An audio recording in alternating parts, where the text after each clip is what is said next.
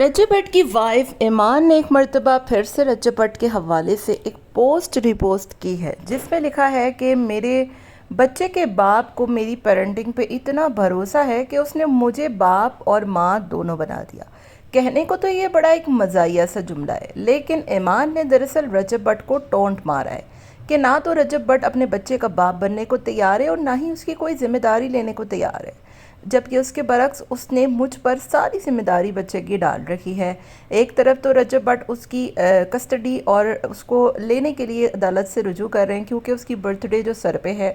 अब जाहिर है कुछ ना कुछ कंटेंट तो बनाना ही है, और उससे पहले रजब भट्ट ने केवान के लिए एक हीरे का पेंडेंट लेकर भी ये बात साबित कर दी कि बर्थडे पर क्या कुछ होने लगा है।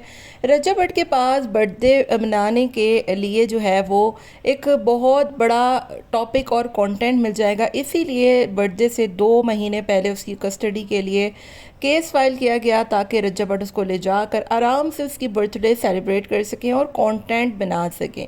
दूसरी तरफ इसके बरक्स ईमान ने एक बहुत ही मज़ाहिया सी पोस्ट रिपोस्ट की है। दरअसल ये है तो मज़ाहिया सी पोस्ट कि बच्चे के बाप को माँ की पेरेंटिंग पर इतना भरोसा था कि उसी को माँ और बाप दोनों बना दिया, लेकिन दरअसल ये रजब भट्ट के मुँह पर एक चांटा भी है कि ना तुम बच्चे का बाप बनने को तैयार हो और ना ही उसकी कोई जिम्मेदारी उठाने को तैयार हो।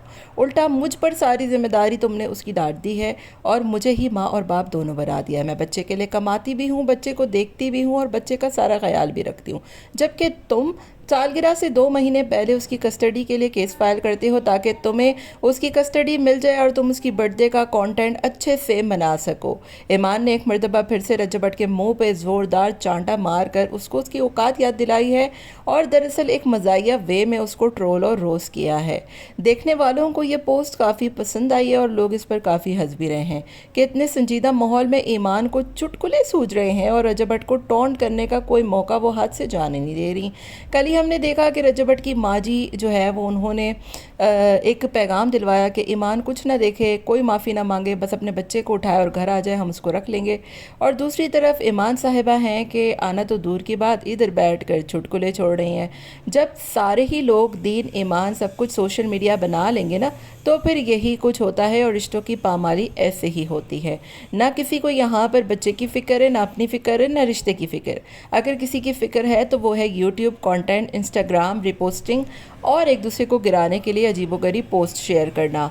ना ईमान को अपने बच्चे की परवाह, ना रजब भट्ट को। किसी को भी होती तो वो झुक जाता और ईगो को छोड़कर आगे अपनी लाइफ के बारे में सोचता, लेकिन यहाँ पर तो हर पोस्ट के बाद पोस्ट का जवाब पोस्ट से ही दिया जाता है और एक दूसरे के मुंह पर चपेड़ें पोस्ट के ज़रिए टॉन्ट और क्रिटिसाइज़ करके मारी जाती हैं।